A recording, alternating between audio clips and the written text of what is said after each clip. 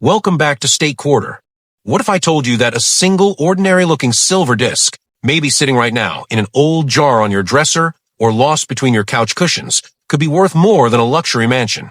We're not talking about ancient museum relics or royal treasure. We're talking about Washington quarters, the same coins you've spent your entire life using without a second thought. Today, we're taking a journey into the world of the top 5 most valuable Washington quarters ever discovered. These coins are so rare and so unbelievably perfect that elite collectors have paid over $1.5 million just to own one. These aren't just coins, they're real-life lottery tickets struck in silver and copper.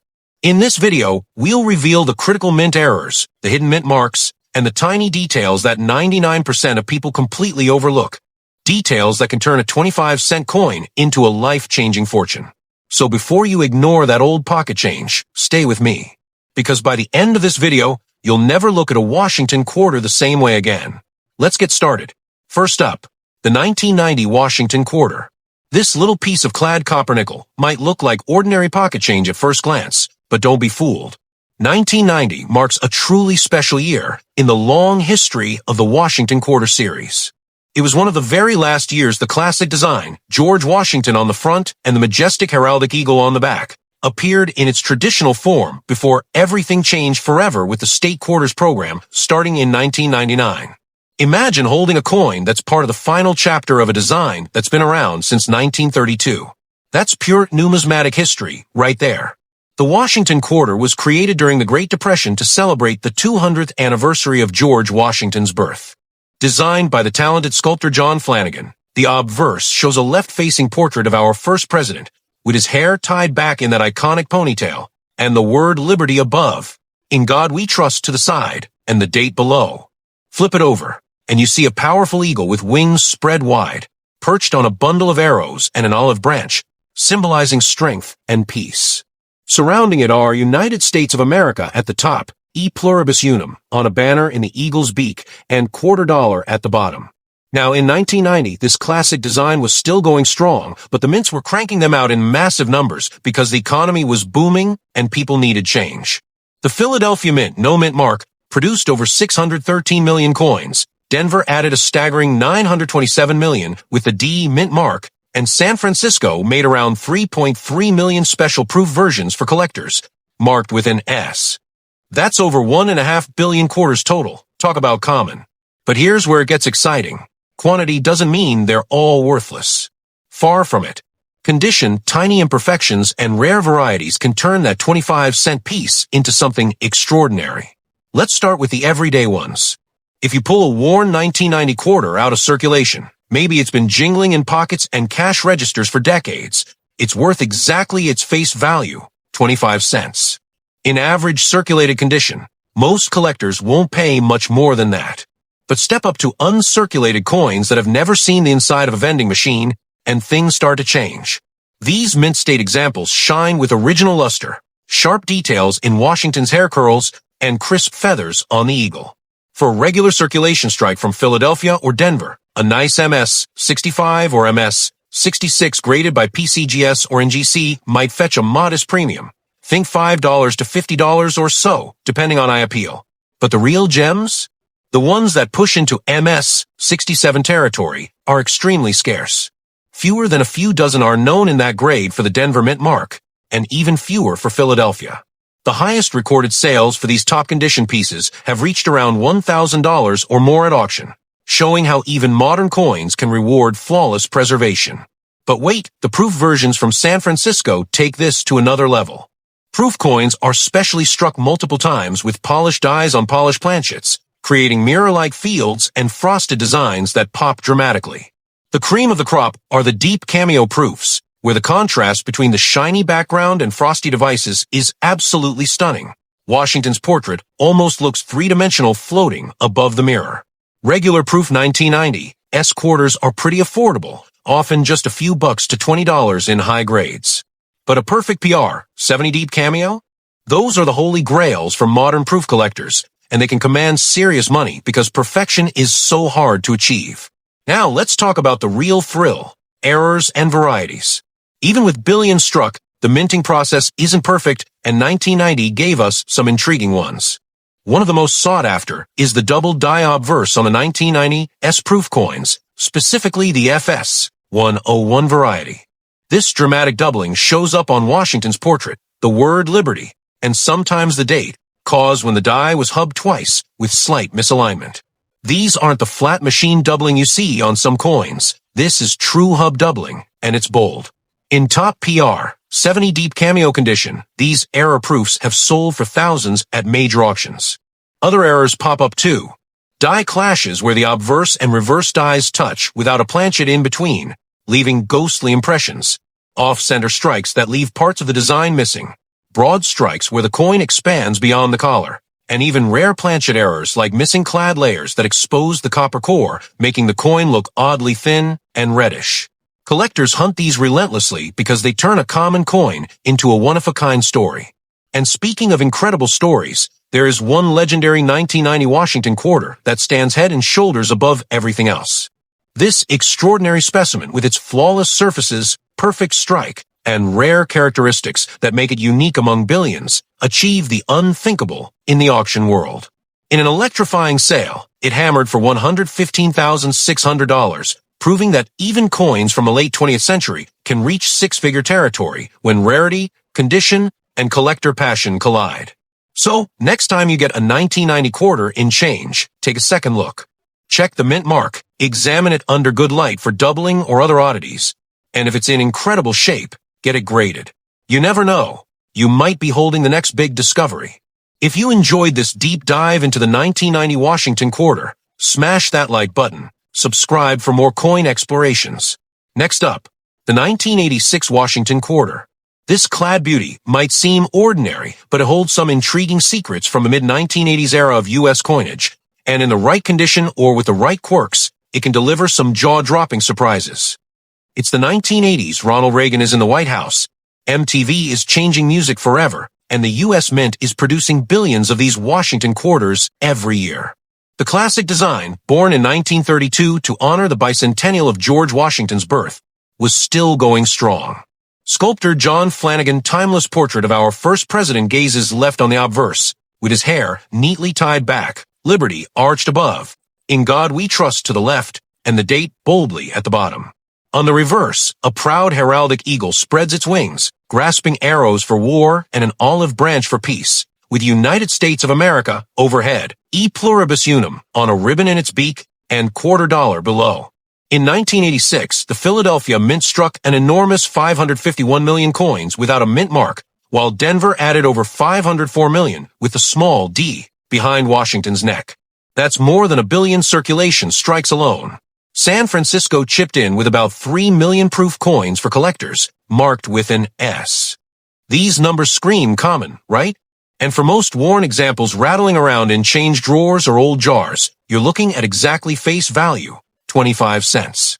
But numismatics is all about the exceptions, and 1986 has some fantastic ones that turn this mass-produced coin into a collector's dream. Let's talk condition first, because that's where the real magic happens. These quarters were made for circulation, so finding one that escaped years of vending machines, cash registers, and pockets with its original mint luster intact is tough. In gem uncirculated grades like MS 65 or MS 66, nice examples from either mint might bring $10 to $80 at auction, depending on how flashy the luster is and how clean the surfaces remain. Washington's cheek should be smooth, the hair details crisp, and the eagle's feathers razor sharp. But push into the ultra-high grades, and things get exciting. Only a tiny handful of 1986 P quarters have been certified MS 67 by the major services, maybe 10 or so known. These flawless gems, with no visible marks under magnification and booming eye appeal, are registry-set contenders.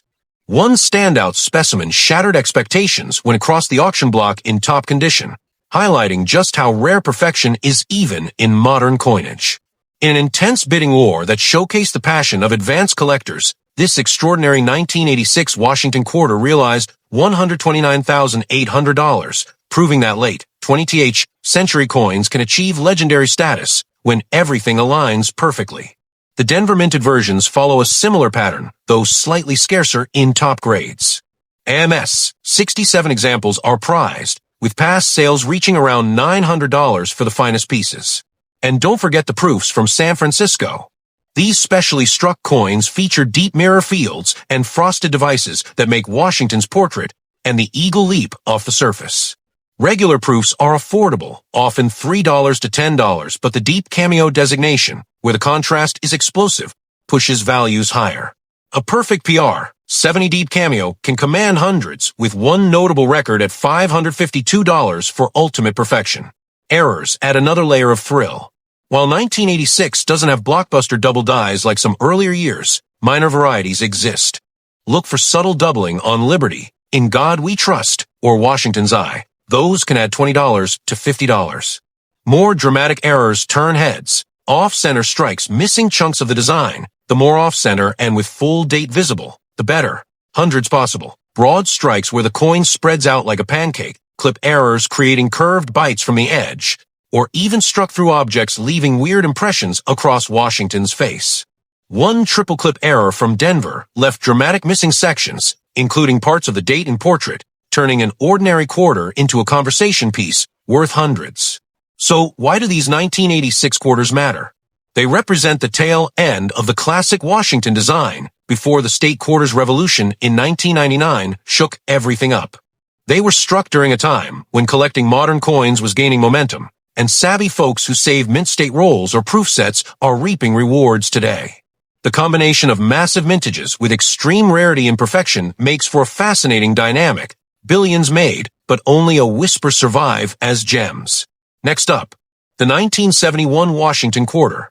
This piece of American pocket change might blend into your loose change pile, but it carries a fascinating backstory from a transitional time in U.S. minting history, and under the right circumstances, it can become an absolute powerhouse in any collection.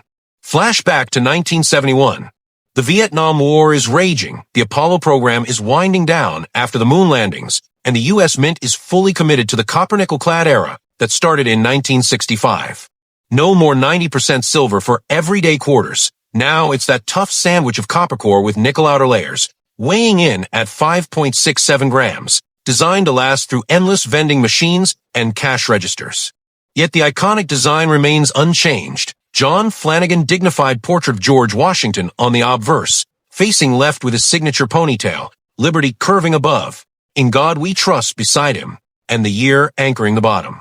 The reverse features the classic heraldic eagle, wings outstretched, arrows in one talon and olive branch in the other, with United States of America arching overhead, E pluribus unum on the banner, and $quarter below. Production was massive that year. Philadelphia, no mint mark, turned out over 109 million coins. Denver cranked out a whopping 258 million plus with the D mint mark tucked behind Washington's neck, and San Francisco contributed around 3.2 million stunning proof coins marked S for collectors. With those numbers, most 1,971 quarters you find in circulation today are worn from decades of use, scratched, dinged, and worth exactly their face value of 25 cents. But that's only the beginning of the story. The excitement starts when you look at pristine survivors. These clad quarters were never meant to be saved in huge quantities like silver ones, so finding one with full original luster, razor-sharp details in Washington's hair curls, and flawless eagle feathers is genuinely challenging. In gem, uncirculated grades like MS-65 or MS-66, solid examples from Philadelphia or Denver can sell for $10 to $100 or more, especially if they boast vibrant toning or exceptional eye appeal. But the ultra-elite grades? That's where things get rare. MS-67 pieces are tough to come by. Only a small number exist across services like PCGS and NGC, and the absolute pinnacle, like an MS-68, is practically legendary. One remarkable specimen, preserved in near-impossible perfection with booming luster and no distractions, stunned the numismatic world when hammered for $145,000 in a heated auction, reminding everyone that even modern clad coins can achieve extraordinary value when rarity and quality collide. Denver minted 1971. D quarters often edge out their Philadelphia siblings in top condition thanks to slightly better striking quality from the Denver facility. High-grade MS-67 examples trade in hundreds, while that record MS-68 shows how Denver pieces can dominate registry sets. Then there are the San Francisco proofs, struck with extra care on polished planchets and dies, delivering mirror-like fields and frosted devices that make Washington's profile and the Eagles stand out dramatically. Regular proofs are budget-friendly at a few dollars, but deep cameo versions with intense contrast push into the $50 to $200 range for top grades. A flawless PR, 70 deep cameo? Those command serious premiums, with past highs reaching thousands for ultimate perfection. Don't overlook the error possibilities either. While 1971 doesn't boast the massive double dies of earlier years, look closely for the known double die reverse FS 801 variety, strong doubling on the reverse lettering like United States of America and quarter dollar that adds hundreds in mid-grades. Other mishaps include off-center strikes, the more dramatic, and with full date, the higher the value, potentially hundreds, broad strikes that make the coin spread wider with smooth edges, clips removing curved sections, or even wild off-metal strikes on wrong planchets that create unique hybrids. One infamous error involved a dramatic off-center piece struck on a foreign planchet, fetching thousands privately. These mistakes turn mass-produced coins into singular treasures. What makes 1971 so intriguing overall? It sits right in the heart of the clad transition, post-silver, pre-state quarters, when collecting modern issues was still emerging. Billions were made, yet perfection is elusive because most went straight into circulation. That scarcity in gem condition, combined with growing interest in late 20th century registry sets, keeps pushing values for the finest examples higher every year. So grab a good light and magnifier next time you handle a 1971 quarter. Check the mint mark, inspect for doubling or odd shapes, and if it's razor sharp with no wear, think about professional grading. Your everyday change could hide something special. Next up, the 1969 Washington Quarter, a clad classic from the late 1960s that captures the spirit of an era filled with moon landings, cultural shifts, and the ongoing transition to modern coinage.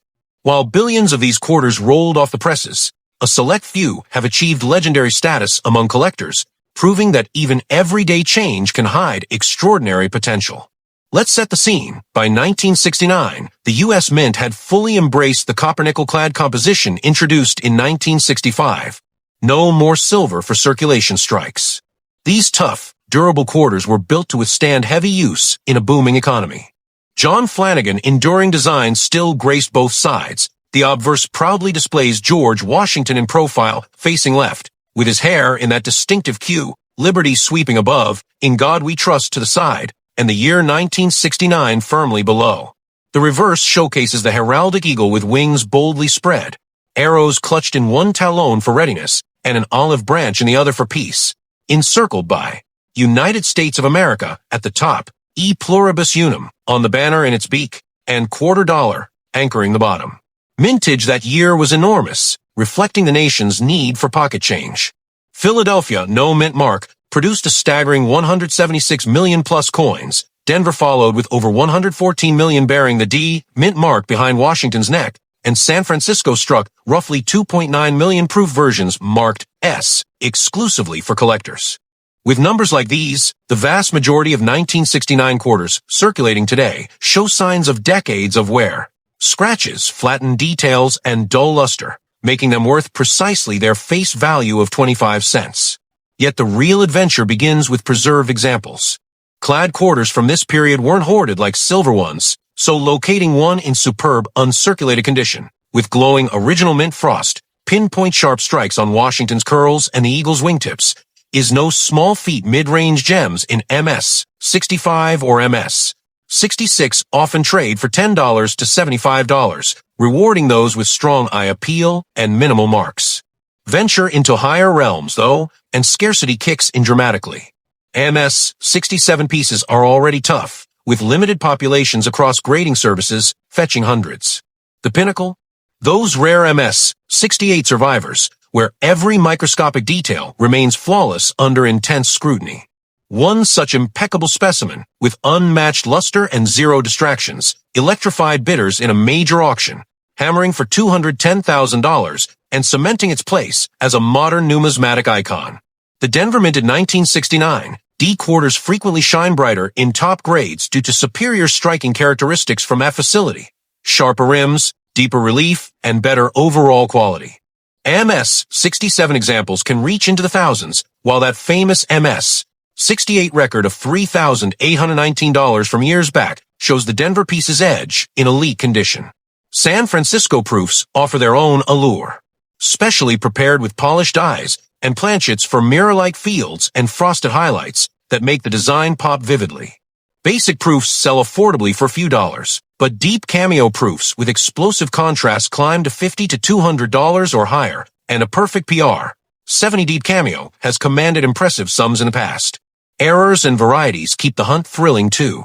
While 1969 lacks the blockbuster double dies of some years, watch for repunch mint marks on Denver coins like the FS 501 or FS 502 RPM varieties, where the D shows clear secondary punching, adding $50 to several $100 in mid-grades. More dramatic errors include off-center strikes. The greater the offset with full date visible, the better. Hundreds or more possible. Broad strikes expanding the coin beyond normal boundaries, clips biting into the edge, or rare off-metal strikes on wrong planchets like pennies or nickels, creating reddish or odd-weight oddities that fetch big premiums. Proof double dies on the 1969 S also exist, with noticeable doubling on key elements boosting values significantly. The 1969 Washington quarter stands out as a bridge year in the clad series, post-silver transition, pre-state quarters innovation, when mintages were sky-high yet perfection proved elusive. Most vanished into circulation, but those few flawless pieces remind us why modern coins continue to captivate advanced collectors building registry sets.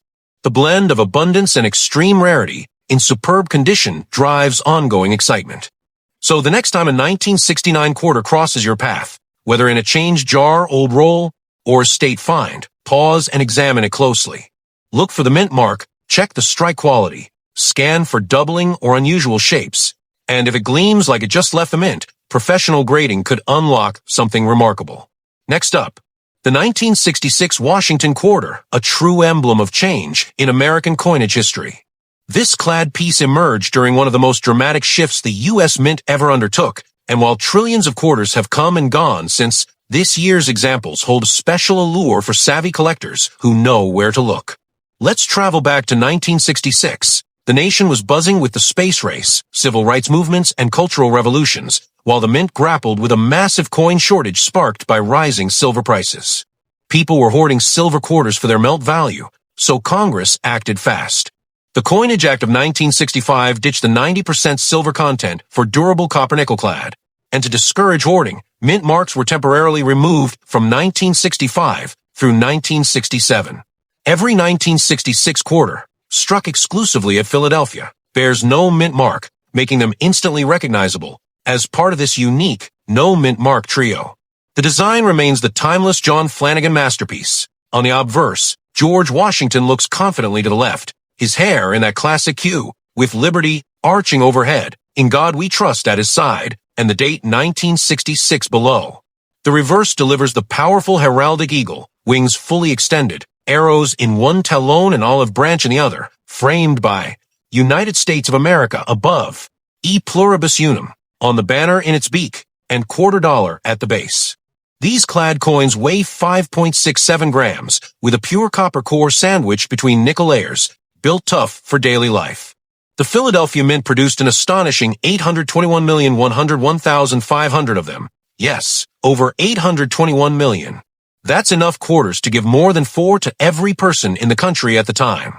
No wonder most 1966 quarters you encounter today are worn from years in circulation, pockets, and cash drawers, holding steady at their face value of 25 cents. But here's the twist that makes numismatics so addictive. Abundance doesn't erase rarity in perfection. High-grade survivors are where the story gets thrilling. These clad quarters weren't saved in droves like their silver predecessors. So pristine pieces with blazing original luster, flawless surfaces, and pinpoint detail, sharp locks in Washington's hair, crisp eagle feathers, are surprisingly elusive. In solid MS 65 or MS 66 condition, attractive examples might sell for $10 to $100, especially with nice toning or strong eye appeal. Climb higher, though, and populations drop sharply. MS 67 coins are scarce, trading in the hundreds, while the elite MS 68 level becomes legendary. The absolute top tier, that's singular MS 68 plus graded by PCGS, the finest known among all those hundreds of millions, ignited a fierce bidding battle and sold for $287,500, showcasing how extreme condition rarity can propel even a common-day clad quarter into the realm of true numismatic icons. Special Mint Set, SMS, coins from 1966 add another exciting layer. These weren't foolproofs, but specially prepared strikes with a satin-like finish, sharper details, and sometimes cameo contrast, produced in about 2.2 million pieces to fill the gap, while proof production shifted to San Francisco. Regular SMS examples go for modest amounts, but those with cameo or deep cameo designations, where frosted devices contrast dramatically against semi-mirror fields, climb much higher, hundreds to thousands in top SP 68 grades. Errors keep the excitement alive too.